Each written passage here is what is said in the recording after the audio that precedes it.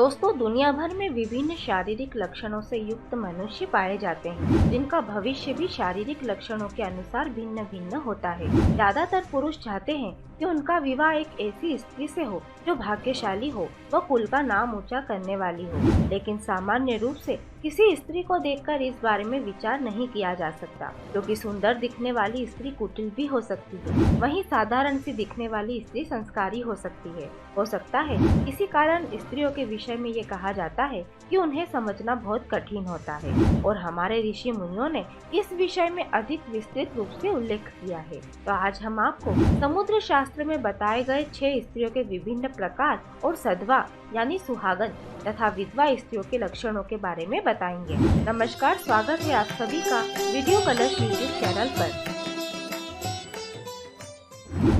दोस्तों, सबसे पहले हम बात करेंगे सधवा स्त्रियों की। दोस्तों, सधवा स्त्रियों के दोनों हाथ कमल के समान सुंदर होते हैं और उनकी उंगलियां सीधी होती है। हाथ की रेखाएं सूक्ष्म लेकिन साफ होती है। इनके हाथ में पद्म, कानन, जयंती तथा स्वास्तिक रेखा स्पष्ट दिखाई देती है। इनके पूरे शरीर का रंग एक जैसा ही होता है। इनकी भुहें आपस में मिली नहीं होती है। इनके दांत बहुत पास पास होते हैं। चलिए दोस्तों, अब बात करते हैं अन्य स्त्री की। दोस्तों, समुद्र शास्त्र के अनुसार विधवा लक्षण वाली स्त्रियों के बाएं हाथ में 3 या 6 रेखाएं होती है। इसकी भाग्य रेखा छिन्न भिन्न या दंड रेखा से युक्त होती है। ऐसी स्त्रियों के बाल रूखे से रंग के, कान मोटे और मुंह लंबा होता है। इनका कंठ मोटा व बाहर की ओर निकला होता है और इनकी आवाज तो इतनी कर्कश होती है कि हर कोई इनसे बात करने से कतराता है। चलिए अब बात करते हैं अन्य स्त्री। दोस्तों, चित्रिणी स्त्रियां पतिव्रता और स्वजनों पर स्नेह करने वाली होती है।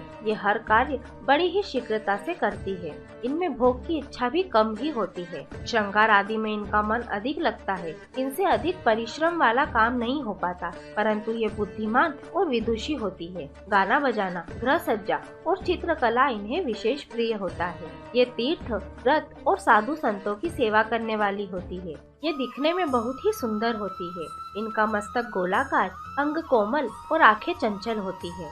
इनका स्वर कोयल के समान होता है और बाल काले होते हैं। इस जाति की स्त्रियां बहुत कम होती है। यदि इनका जन्म गरीब परिवार में भी हो तो भी ये अपने भविष्य में पटरानी के समान सुख भोगती है। अधिक संतान होने पर भी इनकी लगभग 3 संतान ही जीवित रहती है। उनमें से एक को राजयोग होता है। इस जाति की स्त्रियों की आयु लगभग 48 वर्ष तक होती है। चलिए दोस्तों, अब बढ़ते हैं अन्य स्त्री की ओर। दोस्तों, समुद्र शास्त्र के अनुसार पद्मिनी स्त्रियां सुशील, धर्म में विश्वास रखने वाली, माता पिता की सेवा करने वाली व अति सुंदर होती है।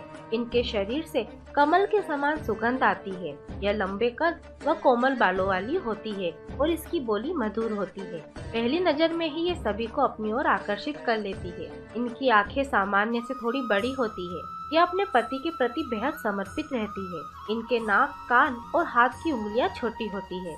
इसकी गर्दन शंख के समान रहती है व इनके मुख पर सदा प्रसन्नता दिखाई देती है।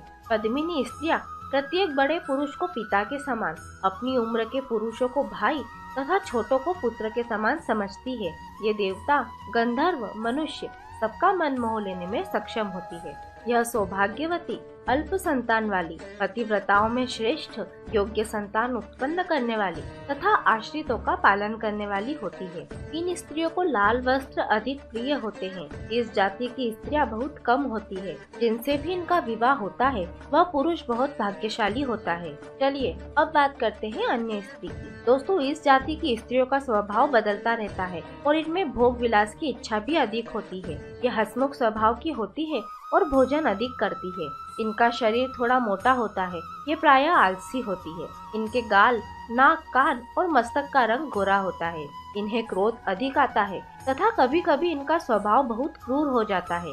इनके पैरों की उंगलियां टेढ़ी मेढ़ी होती है। इनकी संतानों में लड़के अधिक होते हैं। ये बिना रोग के ही रोगी बनी रहती है। इनका पति सुंदर और गुणवान होता है। अपने झगड़ालू स्वभाव के कारण ये परिवार को हमेशा कलेश पहुंचाती है। इनके पति इनसे हमेशा दुखी होते हैं। धार्मिक कार्यों के प्रति इनको कोई आस्था नहीं होती। इन्हें स्वादिष्ट भोजन पसंद होता है और इनकी आयु 73 वर्ष के लगभग होती है।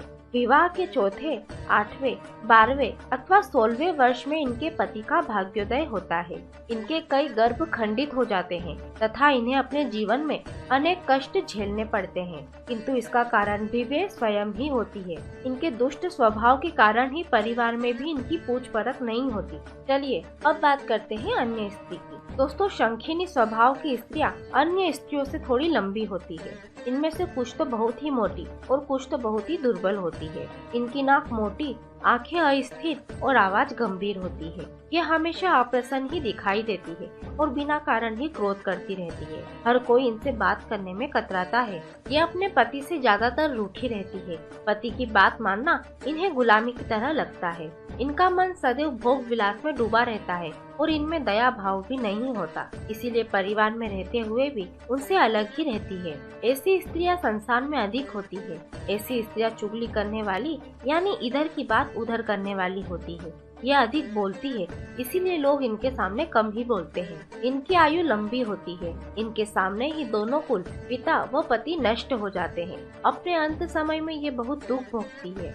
उस समय मरने की बारंबार इच्छा करती है, लेकिन उनकी मृत्यु नहीं होती। तो दोस्तों, अब तो आप जान गए होंगे कि स्त्रियां कितने प्रकार की होती है। और इसी के साथ हमारी ये जानकारी भी यहीं समाप्त होती है। ऐसे और भी वीडियो देखने के लिए अभी सब्सक्राइब करें वीडियो कलश यूट्यूब चैनल को। साथ ही साथ इस वीडियो को लाइक और शेयर जरूर करें। हमारे इस वीडियो को अंत तक देखने के लिए धन्यवाद।